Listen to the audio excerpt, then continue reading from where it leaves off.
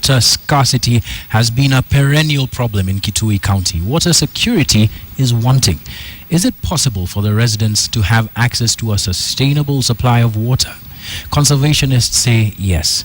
In Isaangwa, Kitui Central, a water project that has just been unveiled is proof of that possibility and stands as a model for other counties to replicate. Dorcas Wangera tells us how this was achieved.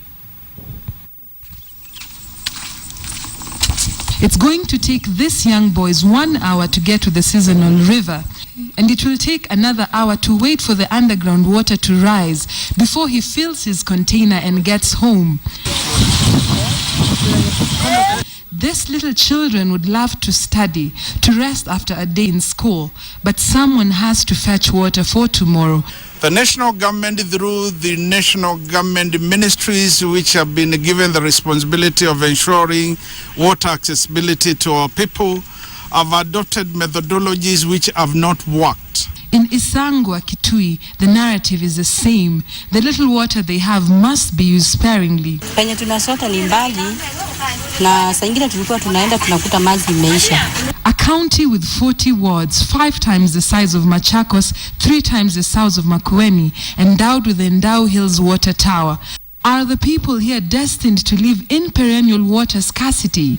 Dr. Isaangwa, founder of the Green Africa Foundation and the chairman of the Kenya Water Towers Agency, believes that with sustainable environmental conservation and managing of natural water resources, the Kitui narrative can change. The elusive water security is possible. You can manage your rainwater, you can manage your shallow well, you can manage your borehole, and all these activities so that you can be able to use water in a sustainable way and be able to use it in a manner that it will conserve the environment. On World Food Day, the water project at the Kitui Center of Excellence was commissioned.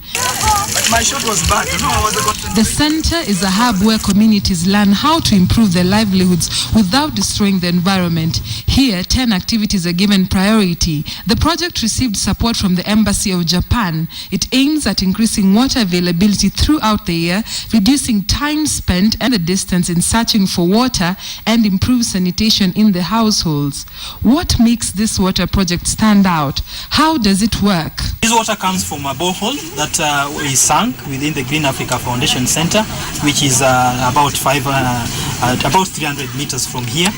So the borehole is there, the water is pumped from there, then it's pumped to the main reservoir tank where we have the community training room above. That can hold about 200,000 liters. The innovative model for water infrastructure puts the tank house, community office, and an environmental training facility all under the same unit. The water would have come earlier. There were delays in power supply that dealt a great blow to the center. Water is supposed to be for all. And as we move to sustainable development, we must be able, the goals that we are looking at, we must be able to look at things in a more practical manner.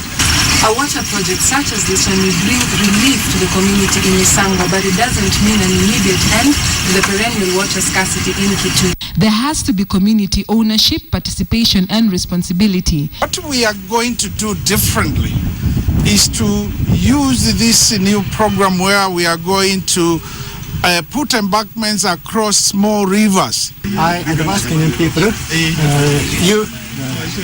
you use water more efficiently. As the sun sets, he hasn't heard of the new project in Isaangwa.